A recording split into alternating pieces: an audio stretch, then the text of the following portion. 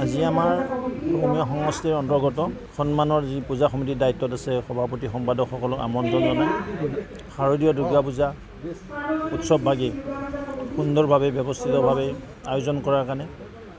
অসম চৰকাৰে এক বলিষ্ঠ সিদ্ধান্ত লৈছিল মাননীয় মুখ্যমন্ত্ৰী মহোদয়ৰ বলিষ্ঠ নেতৃত্বত আৰু এই অনুসৰি যোৱা বছৰৰ পৰা যিবিলাক পূজা সমিতিৰ 10 বছৰ বা 3 বছৰ হৈ গৈছে তেওঁলোকক এককালীন সাহায্য হিচাপে 10,000 টকা অনুদান দিয়াৰ এক কাৰ্যক্ৰম হাতত লৈছিল। আমাৰ ৰঙিয়া সমষ্টিৰ অন্তৰ্গত প্ৰায় 45খন পূজা সমিতিক ইয়াত আমন্ত্ৰণ জনাই আমাৰ সমজিলা আয়ুক্ত দেৱাশিষ গোস্বামী চাৰ্কুল অফিচাৰসকল উপস্থিত আৰু আটাইবিলাক সন্মানীয় পূজা সমিতিৰ সভাপতি সম্পাদক আমন্ত্ৰণ কৰি এই এককালীন সাহায্য 10,000 টকাকৈ বিতৰণ কৰা হ'ল। আজি আমাৰ অসমীয়া সংস্কৃতিৰ অন্তৰ্গত সন্মানৰ যি পূজা সমিতিৰ দায়িত্বত আছে সভাপতি সম্পাদকসকলক আমন্ত্ৰণ জনাই শাৰদীয় দুৰ্গা পূজা উৎসৱভাগী সুন্দৰভাৱে ব্যৱস্থিতভাৱে আয়োজন কৰাৰ কাৰণে অসম চৰকাৰে এক বলিষ্ঠ সিদ্ধান্ত লৈছিল মাননীয় মুখ্যমন্ত্ৰী মহোদয়ৰ বলিষ্ঠ নেতৃত্বত আৰু এই অনুসৰি যোৱা বছৰৰ পৰা যিবিলাক পূজা সমিতিৰ 10 বছৰ বা 3 বছৰ হৈ গৈছে তেওঁলোকক এককালীন সাহায্য হিচাপে 10,000 টকা অনুদান দিয়াৰ এক কাৰ্যক্ৰম হাতত লৈছিল। আমাৰ ৰঙিয়া সমষ্টিৰ অন্তৰ্গত প্ৰায় 45খন পূজা সমিতিক ইয়াত আমন্ত্ৰণ জনাই আমাৰ সমজিলা আয়ুক্ত দেৱাশিষ গোস্বামী চাৰ্কুল অফিচাৰসকল উপস্থিত আৰু আটাইবিলাক সন্মানীয় পূজা সমিতিৰ সভাপতি সম্পাদক আমন্ত্ৰণ কৰি এই এককালীন সাহায্য 10,000 টকাকৈ বিতৰণ কৰা হ'ল। আজি আমাৰ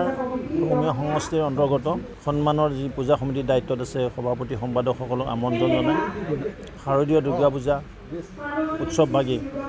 সুন্দৰভাৱে ব্যৱস্থিতভাৱে আয়োজন কৰাৰ কাৰণে অসম চৰকাৰে এক বলিষ্ঠ সিদ্ধান্ত লৈছিল মাননীয় মুখ্যমন্ত্ৰী মহোদয়ৰ বলিষ্ঠ নেতৃত্বত আৰু এই অনুসৰি যোৱা বছৰৰ পৰা যিবিলাক পূজা সমিতিৰ 10 বছৰ বা 3 বছৰ হৈ গৈছে তেওঁলোকক এককালীন সাহায্য হিচাপে 10,000 টকা অনুদান দিয়াৰ এক কাৰ্যক্ৰম হাতত লৈছিল। আমাৰ ৰঙিয়া সমষ্টিৰ অন্তৰ্গত প্ৰায় 45খন পূজা সমিতিক ইয়াত আমন্ত্ৰণ জনাই আমাৰ সমজিলা আয়ুক্ত দেৱাশিষ গোস্বামী চাৰ্কুল অফিচাৰসকল উপস্থিত আৰু আটাইবিলাক সন্মানীয় পূজা সমিতিৰ সভাপতি সম্পাদক আমন্ত্ৰণ কৰি এই এককালীন সাহায্য 10,000 টকাকৈ বিতৰণ কৰা হ'ল। আজি আমাৰ অসমীয়া সংস্কৃতিৰ অন্তৰ্গত সন্মানৰ যি পূজা সমিতিৰ দায়িত্বত আছে সভাপতি সম্পাদকসকলক আমন্ত্ৰণ জনাই শাৰদীয় দুৰ্গা পূজা উৎসৱভাগী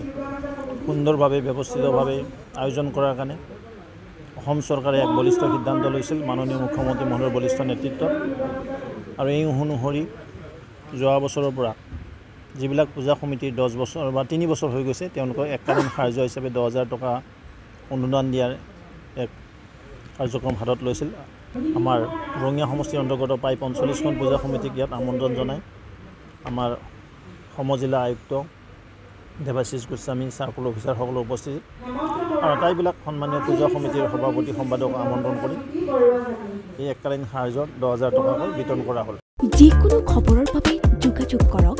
70901733 অথবা 7099017990 নম্বৰত।